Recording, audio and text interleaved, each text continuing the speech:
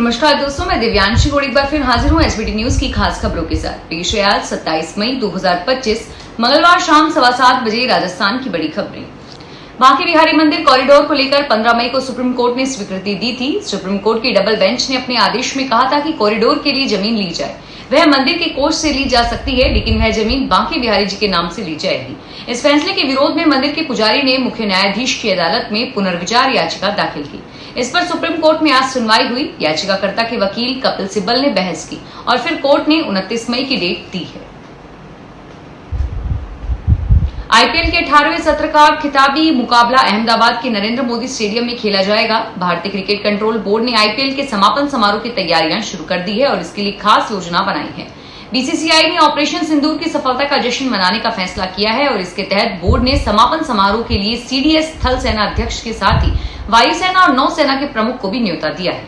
BCCI के सचिव देवजीत सेकिया ने मीडिया के हवाले से कहा कि बोर्ड हमारे सशस्त्र बलों की बहादुरी और निस्वार्थ सेवा को सलाम करता है और उन्हीं के कारण राष्ट्र की रक्षा हमें प्रेरित करती है। सम्मान के रूप में हमने समापन समारोह को सशस्त्र बलों को समर्पित करने का फैसला लिया है। जयपुर ग्रामीण में मंगलवार को एक भीषण सड़क हादसा हो गया, जहां खाटू श्याम जी दर्शन के लिए जा रही श्रद्धालुओं की एक कार ट्रक से टकरा गई। यह हादसा दौसा राष्ट्रीय राजमार्ग पर स्थित जमाव रामगढ़ के रतनपुरा गांव के पास हुआ। टक्कर इतनी जबरदस्त थी कि कार के पटखच्चे उड़ गए और हादसे में 3 श्रद्धालुओं की मौत हो गई, जबकि 2 लोग गंभीर घायल हैं।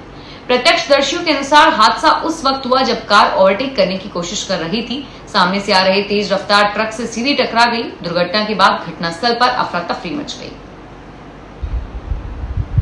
राजस्थान में शहरी विकास को नई दिशा देने की कवायद तेज हो गई है। भजनलाल सरकार ने नगरीय निकायों के पुनर्गठन की सीमाएं तय करने के प्रस्तावों पर मंगलवार को अहम बैठक की।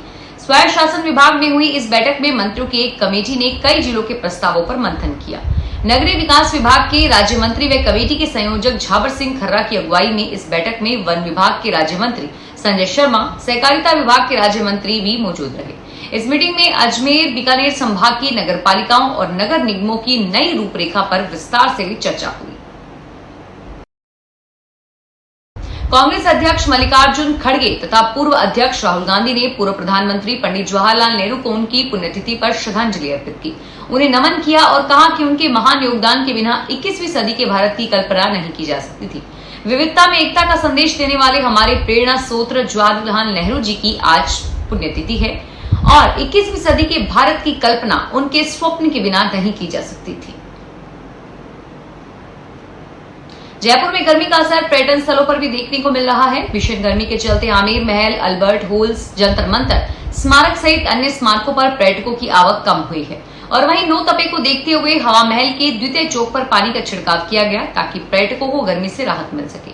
गौरतलब है कि पिछली बार भी गर्मी में स्मारक में पानी का छिड़काव किया गया था। हवा महल प्रशासन ने भी इसकी जानकारी दी।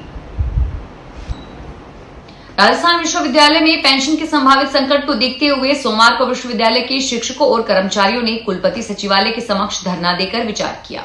राजस्थान विश्वविद्यालय के पेंशनर एसोसिएशन के आह्वान पर आयोजित धरने में पिछले 6 माह से जोधपुर के जयनारायण विश्वविद्यालय में कार्मिकों को पेंशन जारी नहीं किए जाने की गंभीरता की वर्तमान स्थिति को देखते हुए समाधान को लेकर विचार विमर्श किया गया। सुप्रीम कोर्ट ने मंगलवार को वक्फ एक्ट 1955 के प्रावधानों को चुनौती देने वाली एक याचिका पर केंद्र और राज्य सरकारों को नोटिस दिया है। कोर्ट ने याचिकाकर्ता से पूछा कि 1995 एक्ट को 2025 में क्यों चुनौती दे रहे हैं। सुप्रीम कोर्ट ने याचिका को 1995 के एक्ट को चुनौती देने वाली एक पुरानी याचिका के साथ जोड़ दिया। यह याचिका लॉ स्टूडेंट निखिल उपाध्याय की तरफ से दायर की गई है और उनकी याचिका को पारुल खेड़ा और हरिशंकर जैन की याचिका के साथ जोड़ा गया है। अलवर यूआईटी 3 दिन तक लगातार अवैध पॉलीट्रिंग बुलडोजर चलाने जा रही है और यदि इस सप्ताह में जाब्ता नहीं मिला तो अगले माह अभियान चलाया जाएगा। बताया जा रहा है कि कई बिल्डर ने खेती की जमीन पर यह कार्रवाई की है। जयपुर दिल्ली तिजारा मार्ग पर खेती की जमीन है। बिल्डरों ने भू रूपांतरण के लिए यहां अवैध प्लॉटिंग शुरू कर दी है। लगातार मामला सामने आने के बाद यूआईटी ने इसकी सूची बनाई और साथ ही इंजीनियर्स की टीम भी मौके पर भेजकर जांच करवाई। राजस्थान स्वायत्त शासन विभाग ने जैतारण नगर पालिका के अध्यक्ष रामस्वरूप भाटी को निलंबित कर दिया है। उन पर मास्टर प्लान के विपरीत लेआउट प्लान को अनुमोदित करने का नियम विरुद्ध 90A प्रक्रिया अपनाने के गंभीर आरोप थे। इन शिकायतों के आधार पर स्थानीय उप निदेशक से जांच कराई गई। जांच में प्रथम दृष्टया शिकायतों को सही पाया गया। भारती का जवाब भी लिया गया, लेकिन जांच में उनके खिलाफ पर्याप्त सबूत मिलने पर विभाग ने न्यायिक जांच शुरू करने का फैसला लिया। कोटा शहर की पेयजल व्यवस्था गर्मी के साथ ही चरमरा गई है। खासकर नए कोटा के केशवपुरा इलाके में पिछले 1 महीने से लो प्रेशर से पानी आने की समस्या है। इसे लेकर शनिवार को कांग्रेस कार्यकर्ताओं ने जलदाय विभाग की महावीर नगर 3rd स्थित चौकी पर प्रदर्शन किया। जिला कांग्रेस महामंत्री हिमांशु शर्मा के नेतृत्व में कार्यकर्ताओं ने जलदाय चौकी पर 1 घंटे तक धरना दिया और अफसरों के खिलाफ नारेबाजी की। प्रदर्शनकारियों ने विभाग के अधिकारियों को ज्ञापन सौंपते हुए अविलंबन समाधान की मांग की। राजस्थान में लघु व सीमांत किसानों के लिए नई योजना के तहत भजनलाल सरकार प्रतिवर्ष 30,000 रुपए देगी। सरकार किसानों के बैलों से खेती करने के लिए प्रेरित कर रही है और ऐसे में किसान फिर से खेतों में बैलों से भूमि की जुताई करते हुए नजर आएंगे। घटती बैलों की संख्या को देखते हुए सरकार ने यह निर्णय लिया है। भीलवाड़ा में कोर्ट में पेशी के दौरान चोरी और नकबजनी के 2 आरोपी फरार हो गए। पेशी के दौरान ये दोनों आरोपी दीवार फांदकर भाग निकले। मौके पर पुलिसकर्मियों ने इन्हें पकड़ने का प्रयास किया, लेकिन वे दोनों भाग गए।